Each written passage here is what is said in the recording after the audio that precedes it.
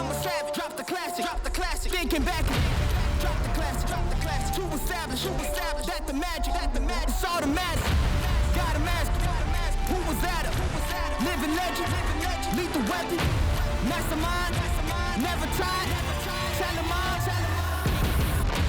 if I am in second, it's after no one, just give me a second to let them know, I'm the headline, the deadline, big time. I'm ahead time, the rare kind, big time. I'm a living legend, lethal weapon, mastermind, big time.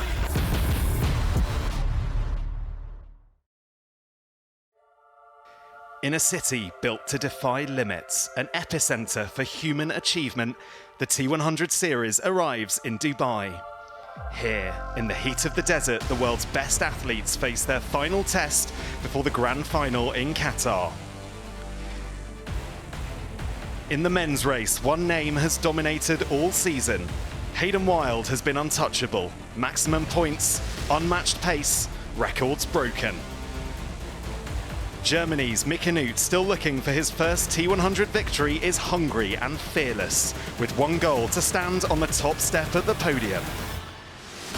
Elsewhere, Martin van Riel, the 2024 T100 World Champion, returns, knowing only a win will do to be a contender come Qatar.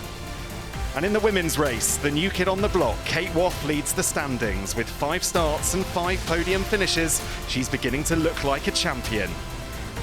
Fellow winner this year, Julie Duron, has the tools to challenge Woff. 2 of the finest runners in the sport go head-to-head. This is the T100 Dubai. You are now in the hands of the starter.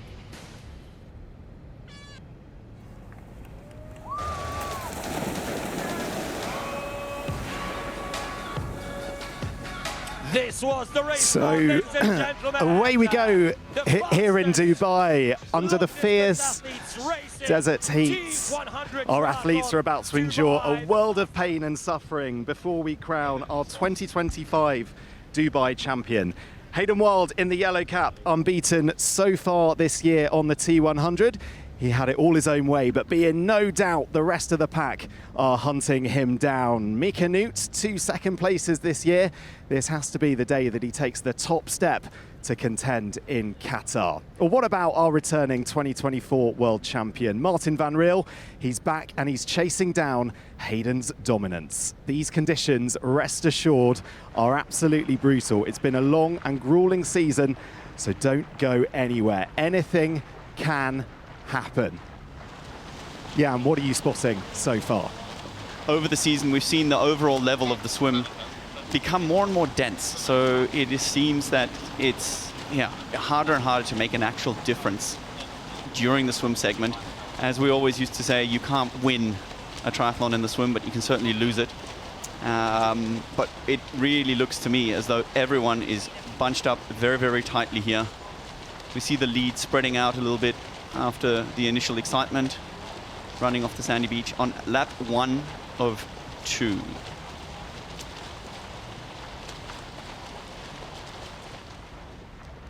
Well, if you're new to the T100 Triathlon World Tour, and if you've never seen up, buckle up. This is 100 kilometers of pure racing, a 2K swim, 80K bike, and an 18K run. No drafting, no hiding, just the best triathletes on the planet going head-to-head in the ultimate middle distance format. So the athletes heading for the first turn as we are on the T100 penultimate stage here in Dubai. Lap 1 of the 2-lap swim course for an Aussie exit out onto a slightly sandy transition as we go to the real time trialing heart of this course, 14 kilometers to take you over to the maiden race center where they start 8 laps of a very technical course. You can see here 4 dead turns on this very, very technical section as they come back to transition 2 and head out on 8 laps of a 2K run course. The athletes will be seeing each other plenty ahead of a spectacular finish here in Dubai. So at the moment, it's Vincent Louis in front, Morgan Pearson in third, and Martin van Riel just sitting in third.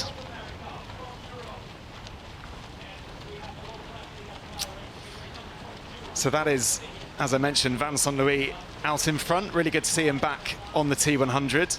I know, Jan, you were talking about his beautiful stroke, saying how jealous, envious you are, or how much it perhaps makes other athletes around them envious, just how easy it looks.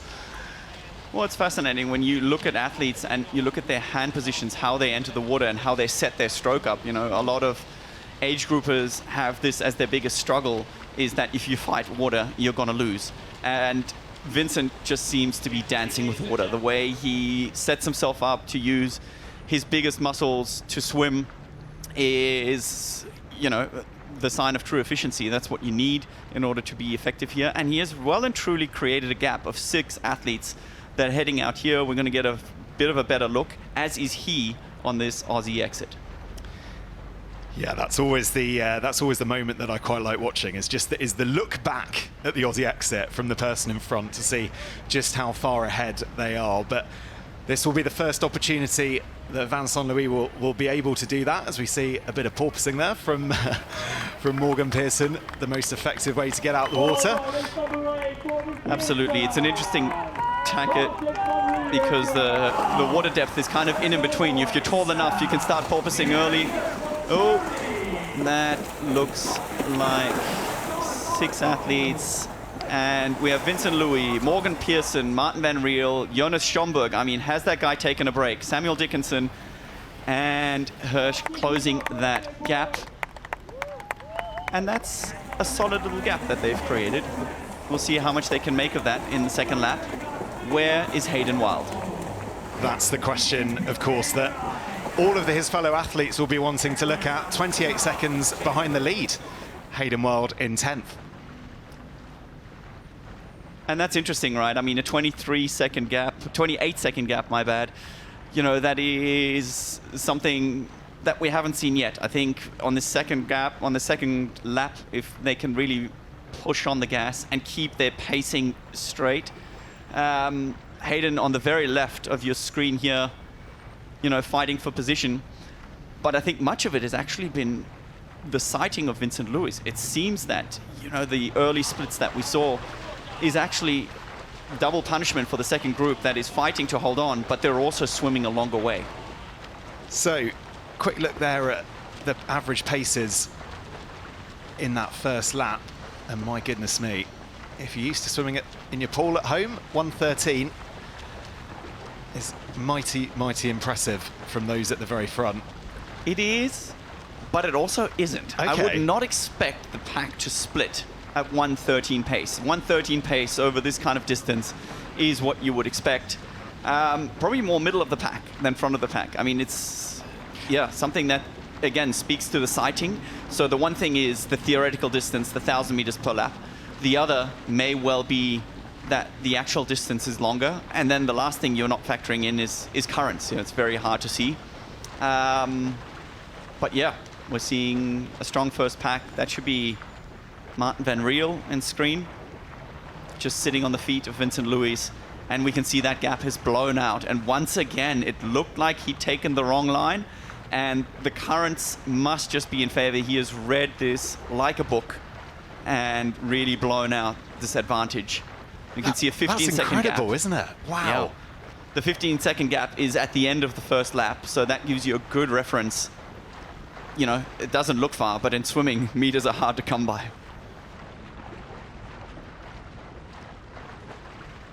So, our athletes get ready to exit the De Boer swim course. They're being directed by the marshal there. You can just see him trying to work out who that is, but whoever it is has just gone right into the lead. That was Morgan Pearson, quicker way who's around taken to do over. it. Yeah, so it is.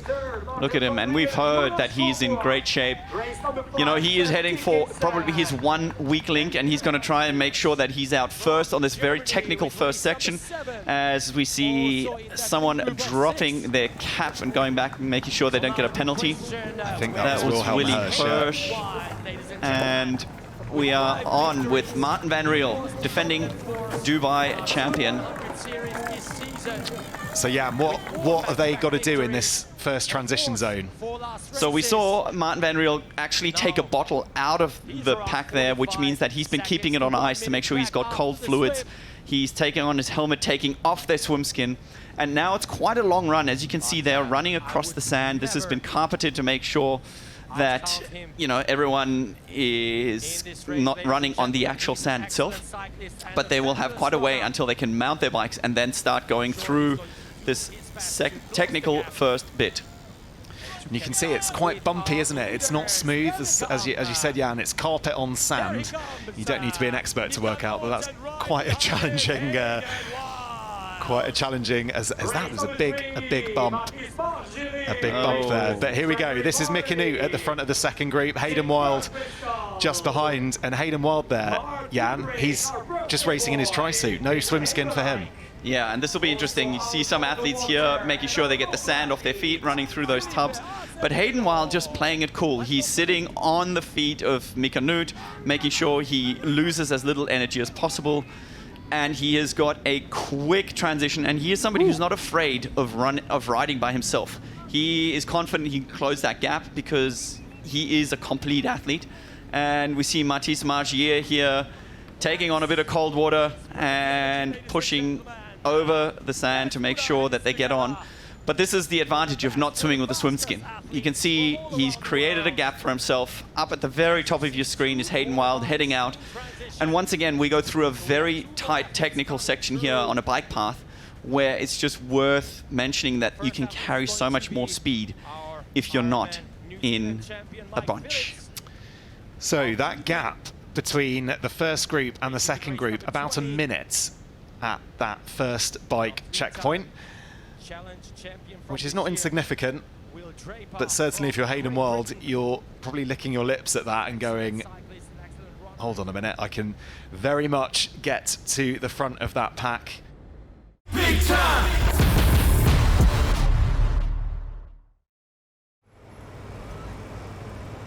Sam Dickinson coming to the front and taking the lead, saying the pace is not up high enough for me. I want to make sure Hayden Wild stays where he is, and that is well and truly behind. So plenty of opportunities this year, of course, to be in that race to Qatar. But if you fancy giving one of these races a go, scan that QR code on your screen or visit t100triathlon.com/participate, and you can find out all about our races next year, because the T100 is going to be back. It's going to be bigger than ever before. Yeah, I'm just trying to work out, we obviously can't quite see just how close they are in terms of distance, one ahead of the other, but from this angle they look very, very close indeed, and this will give us a much better look. And that's Hayden Wild, who's already caught up to Martin van Riel, and maybe some words exchanged between the two of them. Looks like Martin van Riel as well has lost his visor. It looks to me like this is the passing of the baton. I mean, this is Hayden's training race.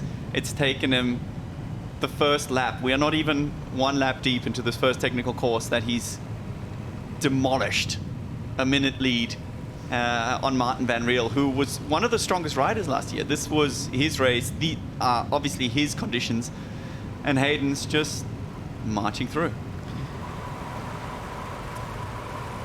So we see Martin van Riel right here. He is going without a visor, and depending on his aero setup, that's actually a significant difference. And it seems like we've got some images. Oh, okay. And I saw this. Vincent Louis was actually pointing to this, and I thought it looked like a bottle, but it didn't. So this is the visor that he's lost somewhere out on the course. Again, totally unintentional. You wouldn't want to ride over it. I mean, it's a fairly sharp piece of plastic. I wonder if that's what Hayden was gesturing towards one of the officials about, and just trying to point it out and say that needs to be picked up, because imagine a bike wheel going over that would only end one way. And a puncture at this stage for any of these athletes at the front of this race would have a huge impact. As we get the time graphic here, I just want to give a quick shout out of appreciation to Mark Dubrick, who is in 17th position all the way down, 5 minutes back. Oh, Mathis Margier dropping a bottle right there. That looked unintentional. We're going to see what the referees say, because well, that's one of those things. It's not a speed bump. It's actually his fault. If there was a ref, we'll pick up on it. But let's see. Apparently we have a replay to see what happened. Can't see. He's looking back. Reaches for the bottle. Oh. Yeah. Actually, I wonder if he was reaching for it or if he just tried to get into the error position.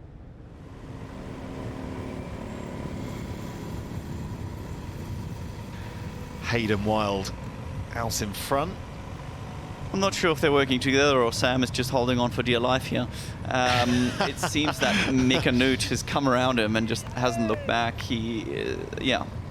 You see Sam in the danger zone right there, which is signaled by the race ranger, which we can see at the back of the bike of Mika. But that's it. I mean, you got to stay in that zone, 20-meter draft zone, and the light goes off the first time at 25 meters. So he's, you know, got 5 meters to play with. But definitely, it makes sense for them to get to work together. Jonas Schomburg, the fatigue is showing now later in this, last quarter of the bike course, where probably the fatigue he's built up over the season, especially with these kind of draft zones that we're seeing, which is different, of course, to the Ironman format. So arguably, it is more fair here with a draft zone twice as long, or more honest. Fair actually doesn't play into it, but as a pure riding perspective, it's more honest. And yeah, we see Sam with his 4th T100 start in 2025, sitting in 5th place. We're going to turn our attention to the women's race. Athletes, you are now in the hands of the starter.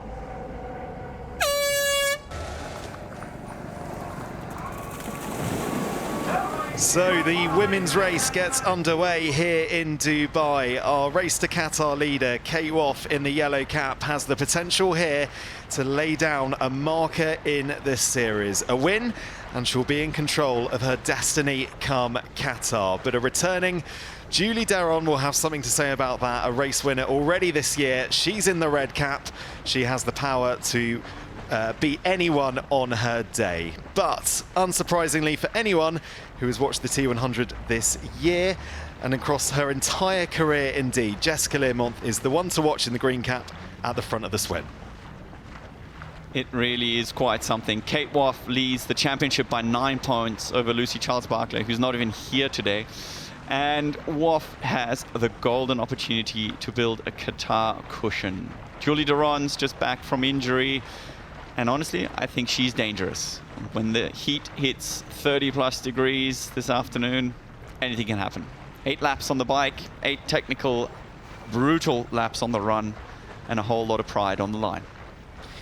Yeah, it certainly is. And this water is warm, isn't it, Jan? Give us some top tips for how these athletes are going to deal with these conditions, deal with the warm water.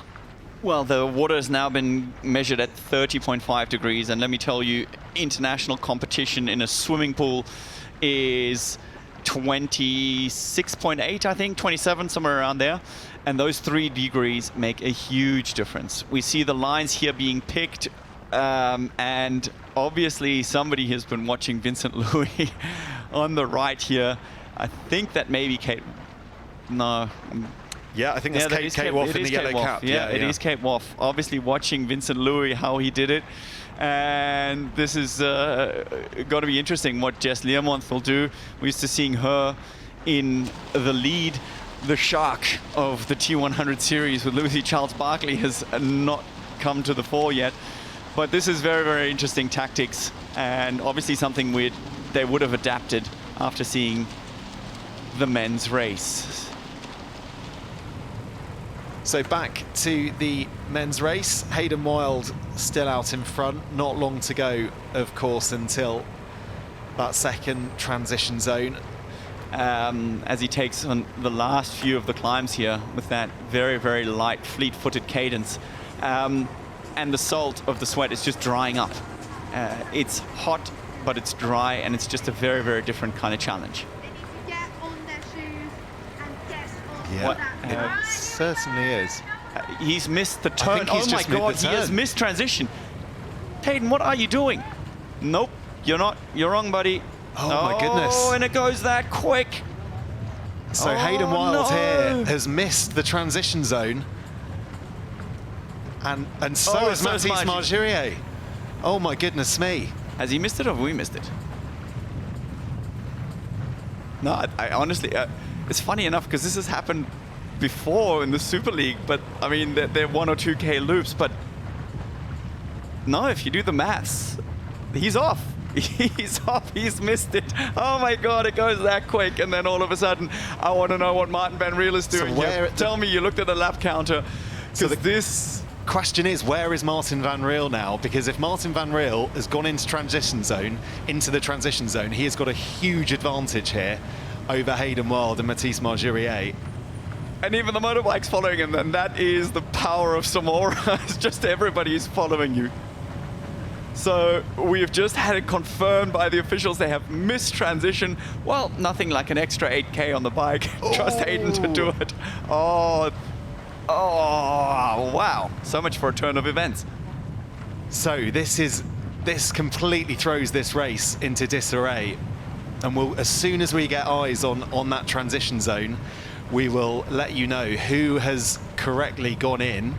But for the time being, I don't think Hayden Wild knows. I don't think Mathis Margirier know that they're racing. They're over racing this course now, and this is surely this has put their race completely to bed. I mean, how are they going to come back from this deficit? I honestly don't get it because they've got their power meters in front of them, and I mean, of course, it depends on your data fields. Oh, Martin Van Riel as well. He's missed that opportunity.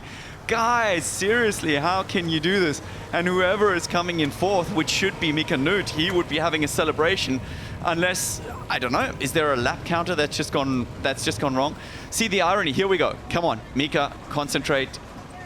Concentrate. Key How question, are you doing it? is Mika Nut going to come into transition Yeah, he's here? slowing down. He is. Wow. So Mika Nut here, Sam Dickinson as well, in absolute pole position in this race. I don't think they'll know what's happened. No, of course not. They're not going to see any bikes, and they're going to be like, look, he's looking around. He's like, what is going on?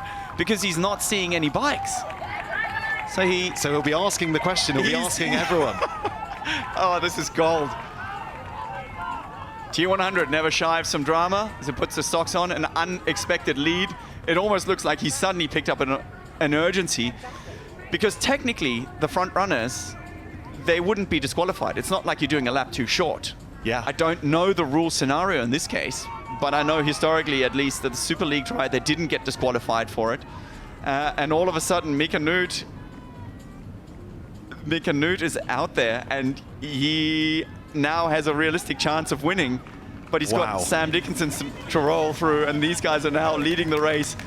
And yeah, I don't even know how the other guys would actually get back to transition 2 without having to complete the lap. You're going to have to do a full lap, surely.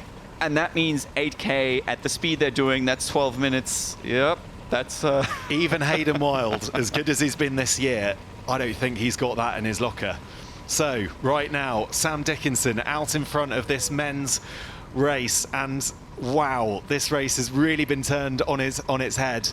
A simple error. People at home who have done triathlons, who thinking of taking up the sport, this is probably one of the cruelest lessons you can ever learn. To make sure you know how many laps you've got to do of the course, because it will cost you. And right now, Hayden Wild's 100% record in this series is under threat. Big time!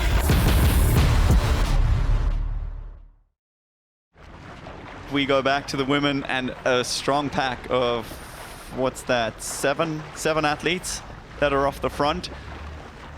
And this will be the end of lap 1, where they head up the steep little sandy bit, some soft white sand, and first indication of how big the gap is and who is all in that group. As we see Julie Duron at the back, and Sarah Perez-Sala now having taken the lead, the only one who races in a classic bathing suit, so chooses not to cover her arms, which is far more comfortable. and for no, her swimming, swimming no history. swim skin either, I should say. So No, she'll she's- have a faster transition. So Sarah Perez-Sala out in front, Jessica Learmonth and Kate Woff neck and neck in second and third. Taylor Spivey, yeah, just I've behind. got money on her for today.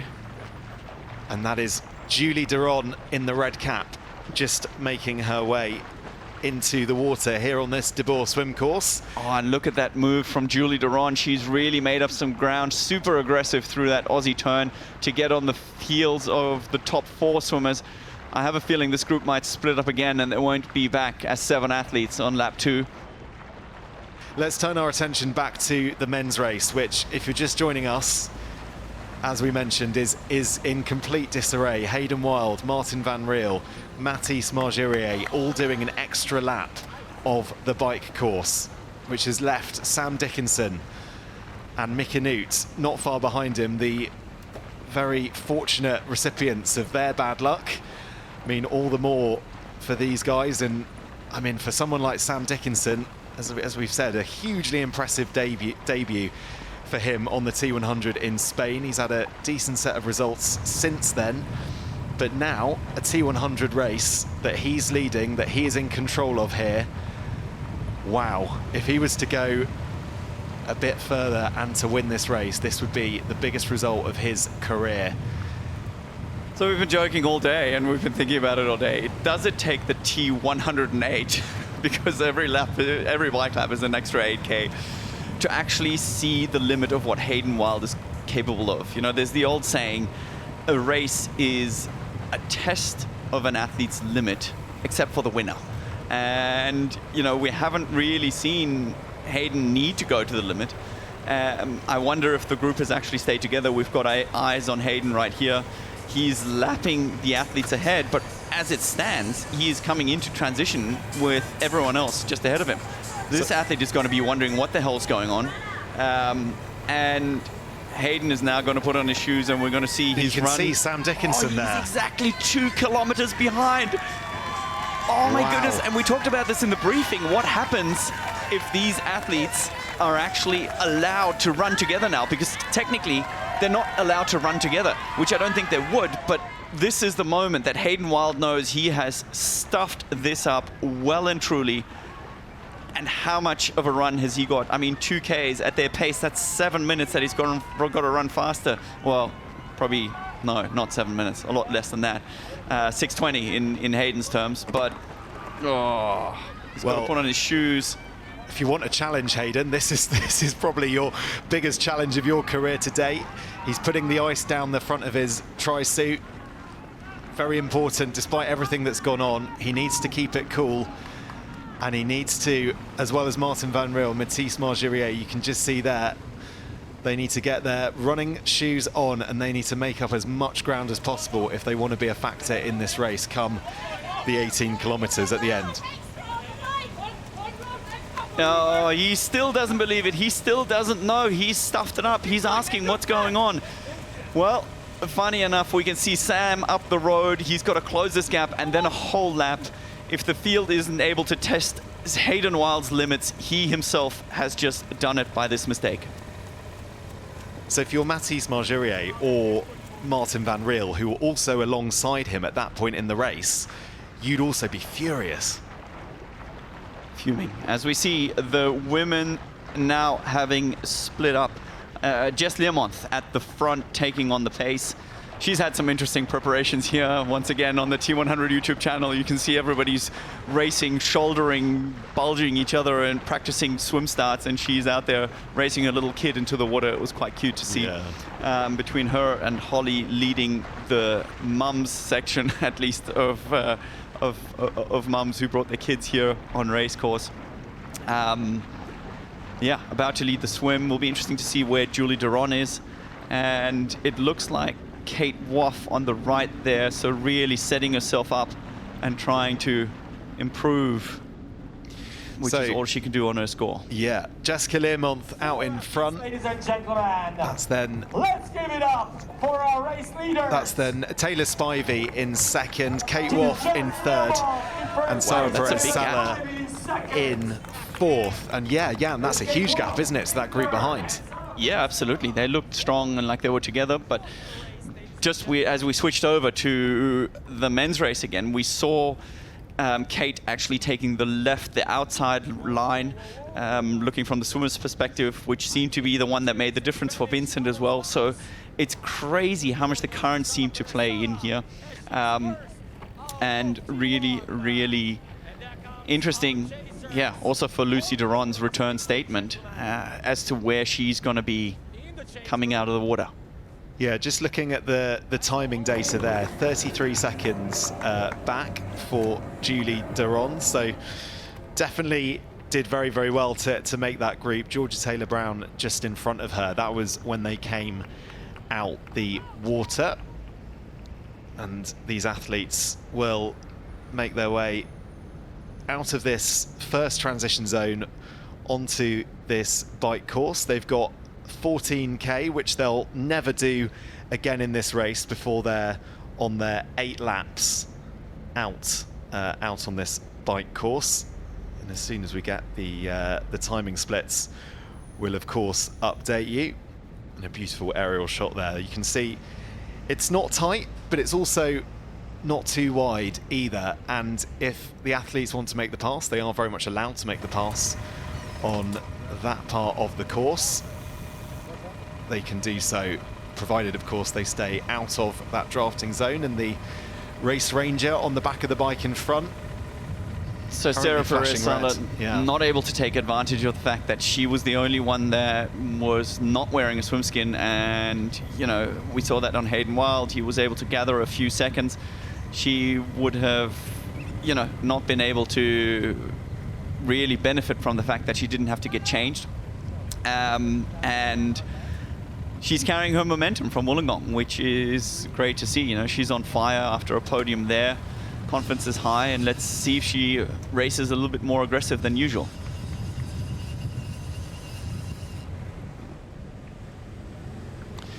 So Morgan Pearson out in front here in Dubai.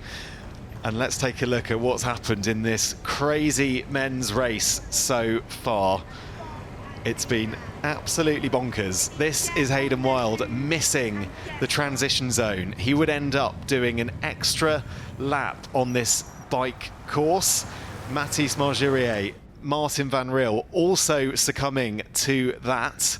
Sam Dickinson learning, no, you're in the lead. You're winning this T100 race in Dubai. Hayden Wild eventually coming into the transition zone, but very much still believing that he was in the right. What the hell's going on? We did not. We're at 76K. Yes. So was I. So you had one lap. I think everyone's done a short lap. So Hayden Wild ever vocal on the race course, but I don't think Morgan Pearson is going to be worried about that. When he stands on the top step of the podium, he's won the race fair and square. Yeah, absolutely. I mean, that is the one thing. Oh, Morgan Pearson. No. Mika Newt, no, buddy, you have not won this race. Oh my God, the drama keeps going. Mika Newt, buddy, keep... What is going on here? We're trying to work this out. Oh my goodness. Has Morgan Pearson now counted wrong as well? Mika Newt has... 307? Is that... We're still just trying to work out exactly what's happened here. This is... Can we please add a primary math class to the T100 briefing for everybody? Oh my God. Oh my goodness me. What has happened here in Dubai? Well, as soon as we get confirmation of what has happened between these athletes, we will let you know. Mika Newt thinks he's won. We will try to bring you confirmation as soon as we can. Well, the tracker shows he's done. The tracker shows there's 0 kilometers left. I mean, that would just be ridiculous. Imagine that. Goodness me. This race has delivered drama like no other race we've seen this year. This is incredible stuff from what we're seeing. And as soon as we can bring you an update on this, we will let you know. Well, as pro athletes, we talk about being cooked. It sounds like everybody's been cooked in their brains. Yeah. I mean, all jokes aside, the mental fatigue of this is real, right? I mean, these guys are right at the edge of their fatigue. Mistakes do happen. Yeah, of course, but that mistakes happen like this to the leaders and so prominently is just something that we're not used to seeing, you know? I mean, these guys do this for a living. And this is a significant amount of prize money. We're talking about Vincent Louis. He's also convinced he's Vincent finished. Louis. Oh my God, is this? Comes home. Yep. They don't know what's going on, but these guys are congratulating each other. He's come home in second spot. Yep, and he says he's forgotten what champagne tastes like. This is Gregory Barnaby, who is out on a third lap, on an extra lap. I just think in the overall time, it makes sense that they're finished. Wow. So Sam back on the podium. Dickinson coming in third, we think. We want to make sure that we're confirming these results before we get too excited about that podium, because if it is that result, if Mickey Newt has won this race, Vincent Louis in second, Sam Dickinson in third, that's what we're seeing on the tracker. But for the time being, I wonder what is going through Morgan Pearson's mind. He won't know what's happened. Jonas Schomburg, he's also there, top 4 again, same as last weekend. He's convinced. He's like, why? It's Why is there no one here? The strangest finish line reactions of any of the athletes we'll see all season. None of them really seem to know what's going on. I'm sure this story will be, we'll learn more about this story. We'll learn more about the reasons why this has happened, of course, as the race continues. Oh, you don't wish this on anybody, but it is definitely, I mean, yeah, the irony of all the events unfolding. To have it happen, twice in a race. Mika Nut potentially taking his first ever win. We see Morgan out here, and he will now see that Mika didn't come past. So he was at the dead turn, and he'll be like, what the hell is going on? We're going strong. I mean, he also at that point has no choice. What's he going to do? You know, he's now back to fighting for a top 10. So just to confirm, those results in the bottom left, that's what we have off the race tracker. That's where our data is coming from. As soon as we can confirm exactly what's happened here, we will let you know. But there's Hayden Wild coming home in 5th. What the hell? Which is, extraordinary. Let's listen in here. Can you get this lead, please?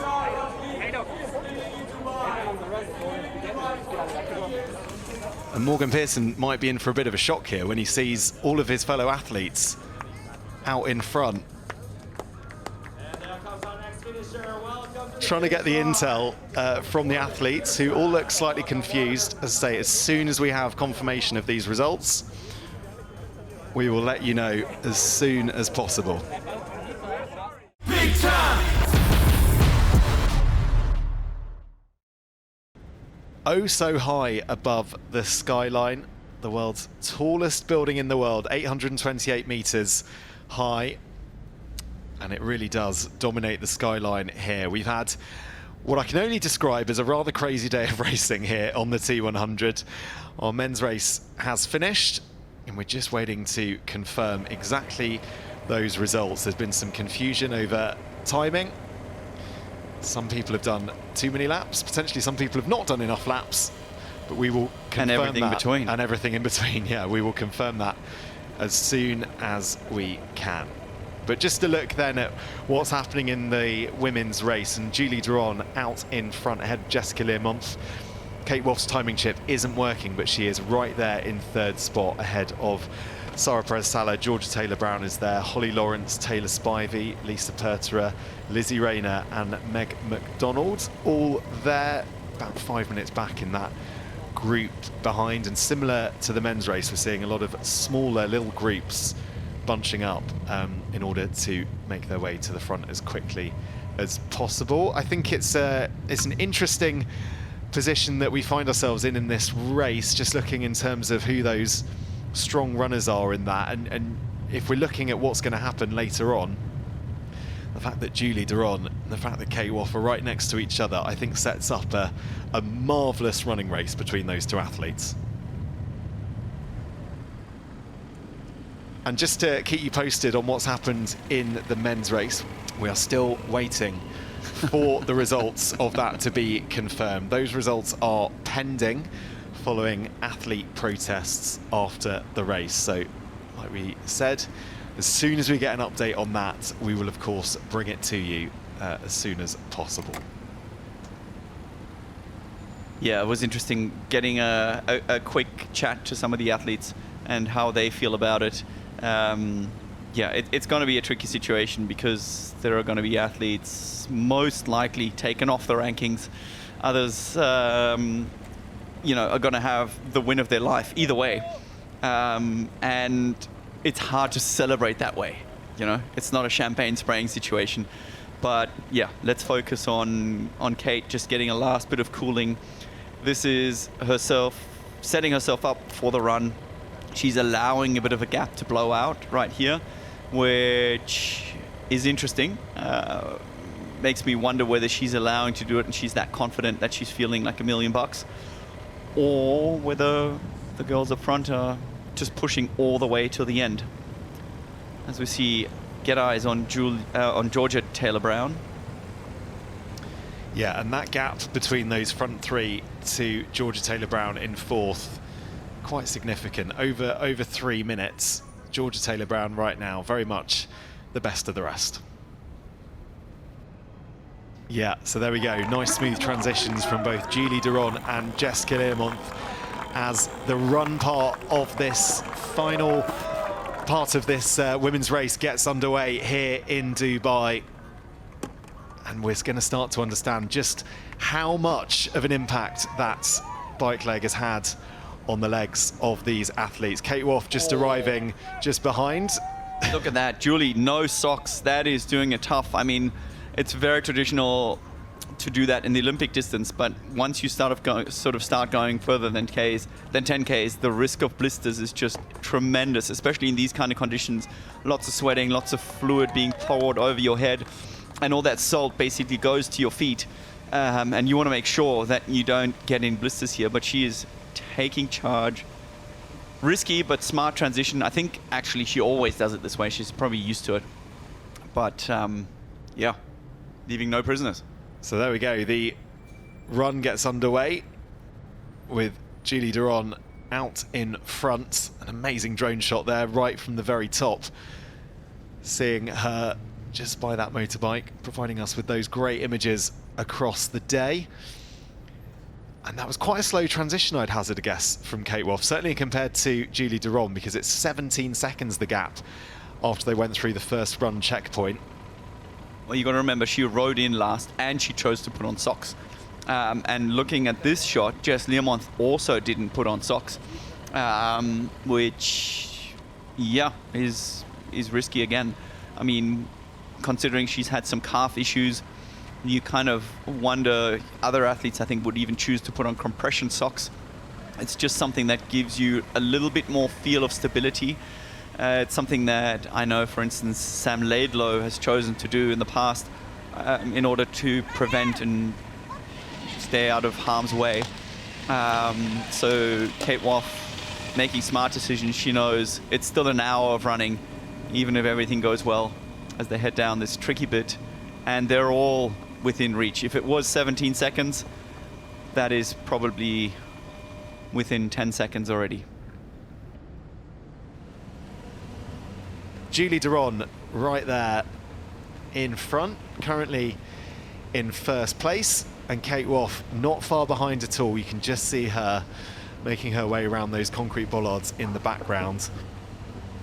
Men's race result is still pending following an athlete protest at that result. There was some confusion over that race. Hayden Wild, what we thought was doing an extra lap on the course, it might yet transpire that he was in the right. All will be revealed in due course. And then, of course, Morgan Pearson, again, doing what we thought was an extra lap. But again, maybe he was in the right. So they'll be working through that, I'm sure, with the referees. looks like she's struggling a little bit more right now in terms of pace. It certainly looks slower than it has. I kind of anticipated that late in the run she may be feeling it. The question is now, does she have enough of a cushion to hold her place on the podium here in the T100 Dubai? But Julie Duron rounds the final few corners here. Double checks. And it's true, this is her final lap. Julie Duron here enters the blue carpet. You can see how much this means to her. It's been an absolutely relentless performance, returning to the T100 since London. She wins here in Dubai.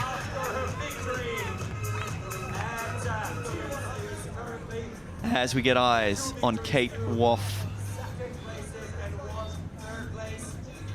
And also still looking smooth.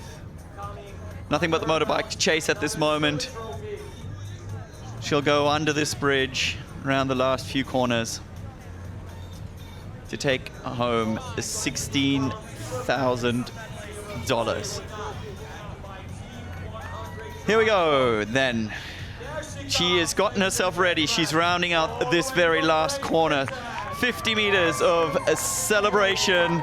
It's been a strong, valiant effort. It wasn't quite good enough for Julie Duron, but she comes in here wondering where her mind is at. She is happy to be done as we get another epic shot of the Burj Khalifa in the background.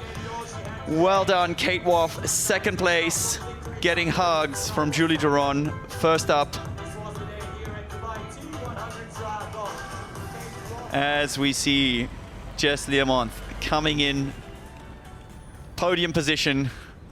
I think she'll be quite relieved to have heard that this is her chance to take a slightly early turn for the finishing straight. She has had a fantastic day. Great swim, super aggressive on the bike, and she gets rewarded with another podium position. She is elated as we get another finishing shot, making sure she stops her watch, looking around and bringing the Jess Learmonth energy to the finish line. Oh, as we see the little man coming in. What a shared, beautiful shot. Some fantastic images down here on the finish line. I love seeing Jess with her baby just there. But congratulations, Julie Duron, you are the winner of the T100 Dubai. I have to say, from the outside, you did make that look rather easy at the end. How was it for you? Oh, it was amazing, honestly. I can't quite believe that it's already over and that I finished. Yeah, I'm just so glad to be back and to be feeling myself again. Kate, congratulations, second for you. How are conditions out there? Yeah, I'm actually pretty happy with the result today. I mean, it was a hard race. I tried to make it hard right from the start, make it an honest race, and yeah, it was, yeah, I'm pretty happy, to be honest. Yeah, the heat wasn't too much of a factor on the run. On the bike, it felt really, really hot, and I was getting myself all confused with the laps. You know, like, I can't be disappointed. I gave my everything today, and it was second, so. That is where we are in the race to Qatar. Kate Woff on 128 points, Julie Duron on 122. She has really propelled herself up the rankings today here in Dubai. Lucy Charles-Barclay sits in third. You'd have to say potentially a three-horse race as we get into Qatar. Ashley Gentle in fourth, and Jessica Learmonth makes the top five after her third place here, 96 points for her.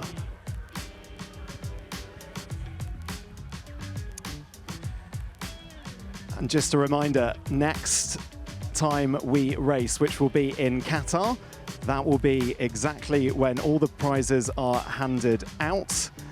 The points mean more, of course, in Qatar. So all eyes will turn in both the men's and the women's races to just under a month's time, the 12th of December. Okay, Jan, if we can try and sum up today, let's try and do it, shall we? Let's talk firstly about that women's race. Julie Duron, she's back with a bang, isn't she? Absolutely. She's shown that, you know, she's had some struggles. It was probably unexpected how long she would have to deal with this kind of injury, but that is the thing about coming back, having the patience to push at the right time, having the confidence to ease off when you feel little niggles. That's a tricky one, right? I always say if you listen to the body whisper, you never have to hear it scream. And that is probably one of the hardest things for athletes to do. But well done, Julie. I mean, to come back in this kind of style, awesome. Kate Walsh said she was really happy with that result. It's now very much, would you agree, a 3-horse race? We're licking our lips, aren't we, at the battle that we're going to see in Qatar? And it's a 3-horse race where the winner does take it all. That is the awesome thing. We're going to see the champion. Whoever grabs that tape is going to be our world champion. Couldn't ask for more as triathlon fans. We certainly couldn't. And just a reminder as well, in the men's race, it was a pretty topsy-turvy race. We're still waiting the outcome of that. At the moment, the result is pending following athlete protests. We will, of course, keep you up to date on that on all of the T100 Triathlon social media channels. Final word to you, Jan. What are you going to remember your time in Dubai for from today's race? I don't know, but I tell you what, I'm off to VIP to grab some popcorn and find out what's happening with the referee's decision. I can't wait to hear what happened in this race. As a result, following World Triathlon guidelines, we have taken the finish result based on the final point that we had full data, which was on the 7th lap of the run. We're happy to celebrate Morgan Pearson's first win on the T100.